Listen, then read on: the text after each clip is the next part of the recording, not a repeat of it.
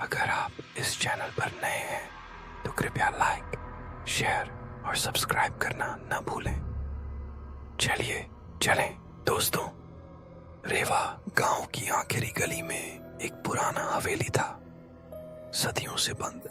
हर कोई जानता था कि वहां कुछ है, पर किसी ने देखने की हिम्मत नहीं की। शरद एक नौजवान था जिसने शहर से आकर गांव में अपने दादा दादी के साथ रहना शुरू किया। उसे इन बातों पर यकीन नहीं था। एक शाम जब आसमान पर बादल छा चुके थे और हवा सन्नाटा खा रही थी, शरद ने दोस्तों से शर्त लगाई, मैं उस हवेली के अंदर जाऊंगा और सब कुछ कैमरे में रिकॉर्ड करूंगा। हवेली की टूटी खिड़कियां, गिरी हुई दीवारें और सीढ़ियों पर जमी धूल उसे अजीब लग रही थी, पर डर नहीं लग रहा था अभी तक। हवेली में घुसते ही शरद को अपने जूतों की आवाज सुनाई दी, टिक टिक टिक टिक। पर 2 मिनट बाद एक और आवाज आने लगी, वही आवाज लेकिन दोहरी, जैसे कोई उसके पीछे उसी लय में चल रहा हो।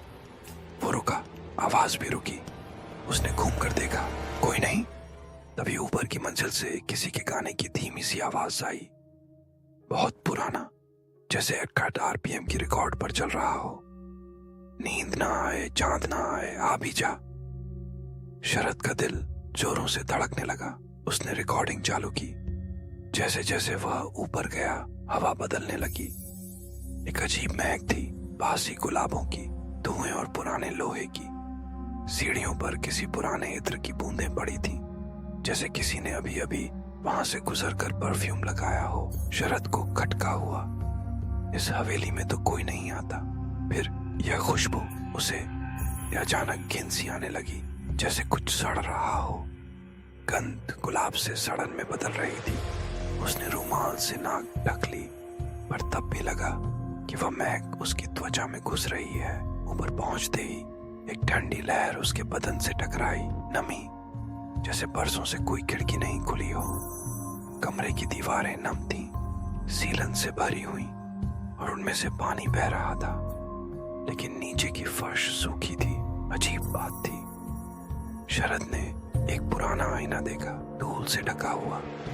जब उसने हाथ बढ़ाकर उसे साफ किया तो उसकी अपनी परछाई के पीछे एक और चेहरा दिखा। वह चौंका और पीछे मुड़ा, कोई नहीं, पर उसके हाथ में कुछ चिपक गया था।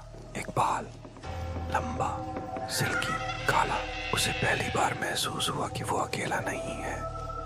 हवेली की हवा भारी हो गई थी, जैसे कोई सांसें ले रहा हो, धीरे, गहरी।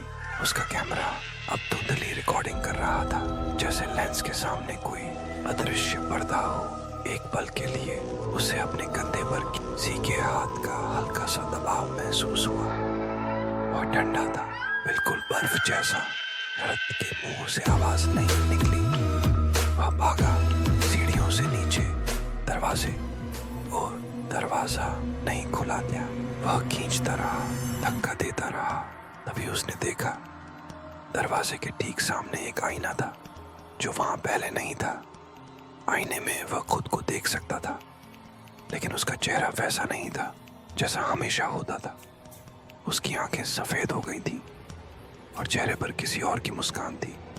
उसने आईने में देखा, पीछे वही लड़की खड़ी थी जिसकी तस्वीरें गांव के बुजुर्गों के घर में थीं। सावित्री, उसने बुदबुदाया, वही जो इस हवेली में दहेज के लिए जला दी गई थी। लड़की की परछाई ने कहा, अब तुम भी यहीं। गांव वालों ने फिर कभी हवेली की ओर नहीं देखा। यहां मैं इस कहानी का अंत करता हूं। अगर आपको ये थोड़ी भी पसंद आई हो तो कमेंट में जरूर बताना। चलिए मिलते हैं अपनी अगली वीडियो में। तब तक के लिए बाय।